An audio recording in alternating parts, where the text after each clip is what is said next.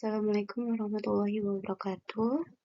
Perkenalkan kami dari kelompok 6 yang beranggotakan saya Nur Khalifah NPM 210013 dan Mas Matius Yogi Haryawan NPM 220071.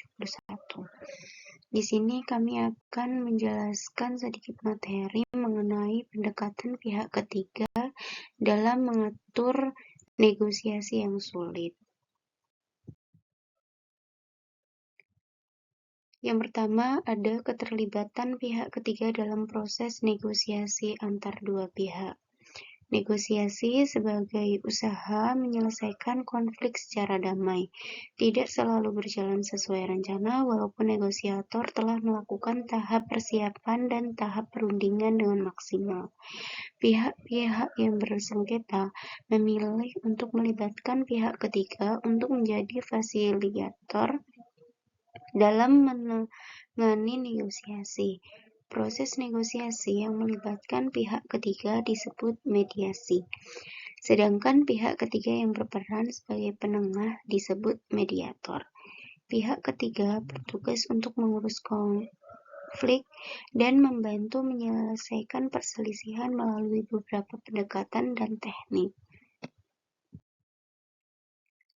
Sebagai contoh, yaitu pihak ketiga dapat berperan sebagai membantu mengurangi ketegangan, mengontrol jumlah personal, meningkatkan komunikasi, membangun kebijakan bersama, menyoroti pilihan keputusan agar menjadi lebih menarik. Adapun beberapa kelebihan antara campur tangan pihak ketiga, yaitu menciptakan ruang untuk mendinginkan situasi, meningkatkan komunikasi, mengendalikan personal yang substansial, memperbaiki hubungan yang tegang, menetapkan batas waktu negosiasi yang ditetapkan, dan meningkatkan tingkat kepuasan dan komitmen negosiasi terhadap proses hasil penyelesaian konflik. Selanjutnya ada kekurangan dan keterbatasan campur tangan pihak ketiga. Keterlibatan pihak ketiga menandakan bahwa proses negosiasi tersebut tersendat. Campur tangan dari pihak ketiga menunjukkan bahwa pihak-pihak yang bersangkutan telah gagal membangun hubungan dan menjaga rasa saling bergantung yang positif. Untuk selanjutnya bisa dilanjutkan oleh Mas Yogi. Terima kasih. Baik, terima kasih Mbak Nur Khalifah. Selanjutnya, kapan waktu yang tepat bagi pihak ketiga untuk terlibat? Jadi pada umumnya para negosiator memulai adanya campur tangan pihak ketiga ketika benar-benar yakin bahwa mereka tidak sanggup lagi mengatur situasi sendiri. Ketika negosiator dari salah satu pihak menginginkan adanya investasi pihak ketiga, maka proses tersebut haruslah dapat diterima oleh negosiator pihak lain. Jadi jika hanya satu pihak saja yang merasa memerlukan adanya intervensi dari pihak ketiga, maka ia harus membujuk pihak satunya untuk setuju.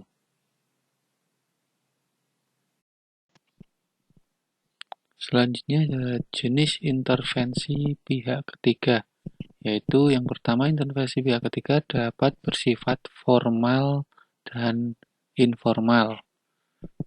Selanjutnya ada informal, dirancang secara sengaja sebelum negosiasi dimulai dan mengikuti aturan standar intervensi itu yang bisa bersifat bisa digunakan hakim, arbitrator buruh, mediator, dan fasilitas kelompok. Selanjutnya, metode intervensi formal. Yang pertama, arbitrase, yaitu metode ini memungkinkan para negosiator untuk memegang kontrol yang cukup besar dalam proses negosiasi. Akan tetapi, negosiasi ini juga memegang kontrol yang kecil atau tidak sama sekali dari hasil negosiasi. Yang kedua ada mediasi. Metode ini mendapatkan banyak dukungan dan semakin sering diteliti secara lebih mendalam. Yang ketiga ada konsultasi proses. Serangkaian kegiatan yang dilakukan pihak konsultan yang membantu kliennya untuk mempersepsi, memahami, dan bertindak terhadap peristiwa proses yang terjadi di lingkungan klien.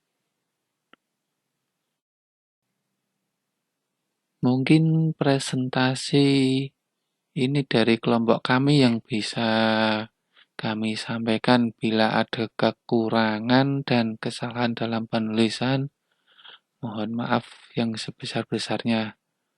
Assalamualaikum warahmatullahi wabarakatuh.